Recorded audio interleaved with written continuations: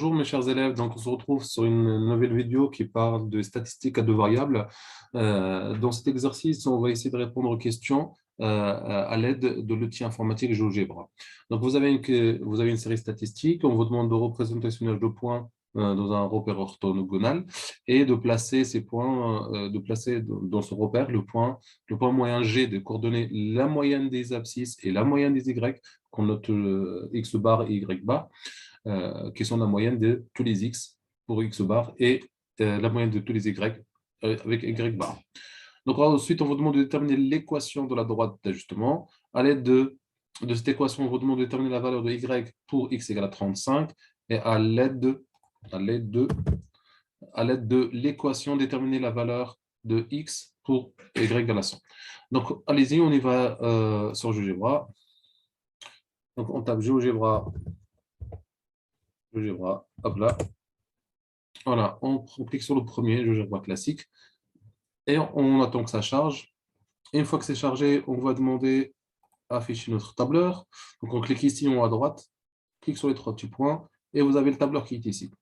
Donc là, vous avez le tableur qui ressemble à Excel, donc dans lequel on va remplir les valeurs de X.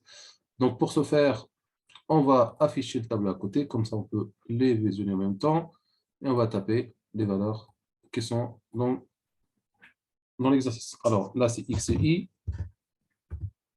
Y, I. Allez, on y va. On a 5, 10, 15, 20, 25, 30. Je crois que c'est la dernière valeur, 30. Voilà. Donc là, oui, c'est ça. 30, c'est la dernière valeur qu'on a. Ensuite, je vais remplir la case des Y, donc ça me fait 12, 24, 35, 51, 67 et 78. Voilà, une fois que j'ai fait ça, j'ai plus besoin de tableau pour l'instant. Je peux afficher ça en grand. OK. Donc là, j'ai mon tableur qui est complet avec les données qui sont données dans l'exercice. Maintenant, pour répondre à notre problématique, on demande de représenter un nuage de points. Nuage de points. Voilà. Donc, première question. Représenter le nuage de points dans un repère, à l'aide de GeoGebra, je peux le faire. Donc, je sélectionne mon tableau. Je clique ici sur statistiques à deux variables. Vous avez une icône ici, je peux cliquer dessus, il m'affiche le menu et je vais choisir statistiques à deux variables. Quand je clique dessus, eh ben, il me trace le nuage de points. Voilà donc la réponse à la première question de l'exercice. Donc, nuage de points. Donc on vous demande de tracer nuage de points dans le repère. Voilà, représenter le nuage de points dans le repère donné. Donc du coup, grâce à GeoGebra, j'ai pu tracer le nuage de points. Ensuite, je peux répondre à la deuxième question, qui est placer dans ce repère le point moyen. Alors le point moyen, vous l'avez ici pour calculer ses coordonnées sur GeoGebra. Vous avez une touche ici pour les données statistiques qui est là. Donc en haut à droite, vous cliquez dessus et vous affichera tout ce que vous concernez les données statistiques. Donc le point moyen, ça fait 17,5 pour les abscisses et 44,5 pour les ordonnées. Donc le point moyen pour coordonnées, 17,5 et 44,5. Donc pour l'instant, c'est la seule donnée dont on aura besoin dans ce tableau-là. Je peux les cacher en faisant comme ça. Deuxième question. La question suivante, on vous demande de déterminer l'équation de la droite. GeoGebra peut déterminer l'équation de la droite assez facilement parce que vous avez le modèle d'ajustement juste en dessous de ce nuage de points. Vous avez juste en dessous, vous avez modèle d'ajustement. Vous choisissez ici le modèle que vous plaît. Nous, on cherche un modèle linéaire. Donc, du coup, on va cliquer sur linéaire et il va nous proposer l'équation de la droite avec le traçage. Donc, vous avez une droite d'ajustement qui est là. Et on vous donne l'équation de la droite juste en dessous. Donc, y est égal à 2,71, si j'arrondis à deux chiffres après la virgule, fois x moins 3. D'accord? C'est mon équation de la droite. Donc, la question 3 est faite. On vous dit, à l'aide de l'équation, déterminer la valeur de y pour x égale à 35. Donc, je cherche la valeur de y, c'est-à-dire y pour x égale à 35. Là, c'est facile. En plus de GeoGebra, il vous propose l'équation qui est là. Et en plus, il vous donne la possibilité d'introduire, de donner une valeur à x, et lui-même va calculer la valeur de y. Donc, il suffit de rentrer la valeur que vous voulez ici, 35, et vous affiche que si x égale à 35, alors la valeur de y égale à 92. D'accord? Donc là c'est un avantage qui permet de répondre rapidement à la question. Ensuite, vous avez la question suivante qui est de, à l'aide de l'équation, déterminer la valeur de x cette fois-ci pour un y égale à 100. Donc, je vais retrouver mon équation et je vais la réécrire, je vais la faire ici. Alors, je prends mon équation qui est donnée, qui est y égale à combien? Y égale à combien? À 2,71. Enfin, 71, c'est j'arrondis à deux chiffres après la virgule, sinon je dois écrire tous les chiffres.